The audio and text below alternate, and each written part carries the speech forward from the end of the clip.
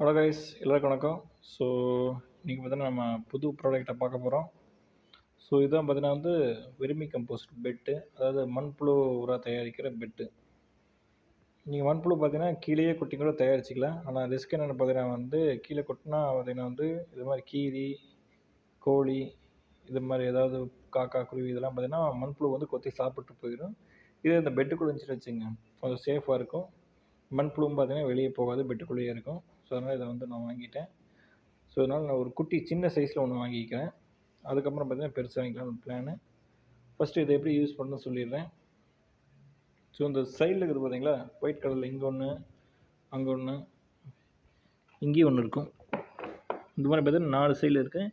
இது பார்த்திங்கன்னா வாட்டர் எக்ஸஸாக இருந்தால் பார்த்தீங்கன்னா அது வெளியே போயிடும். இந்த பெட்டுக்கு இது பார்த்திங்கன்னா சைடில் இருக்கும். இந்த பெட்டு சைடில் பார்த்தீங்கன்னா இது மாதிரி செல்லுற மாதிரி இது இருக்கும். அது போக பார்த்தீங்கன்னா பெட்டுக்கு அடியும் பார்த்தீங்கன்னா செல்லுற மாதிரி கொடுத்துருப்பாங்க.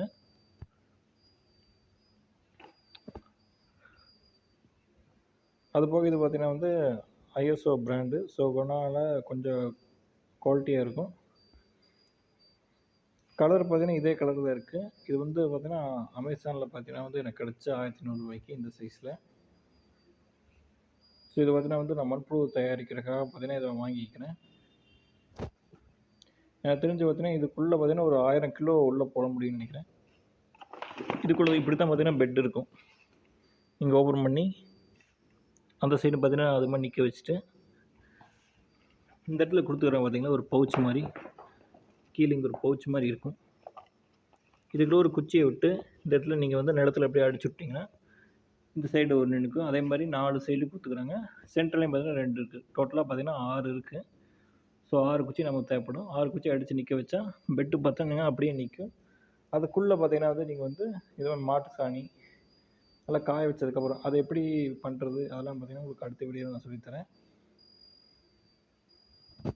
இந்த மாதிரி சாணத்தில் உள்ளே போட்டு அதுக்கப்புறம் நீங்கள் மண்புழு உள்ளே விட்டால் போதும். ஒரு 1.5 மாதத்தில் பார்த்தீங்கன்னா உங்களுக்கு மண்புழு உரம் கிடச்சிரும். அதுக்கப்புறம் பார்த்தீங்கன்னா நீங்கள் வீட்டுக்கு இல்லைன்னா தோட்டத்துக்கு யூஸ் பண்ணிக்கலாம்.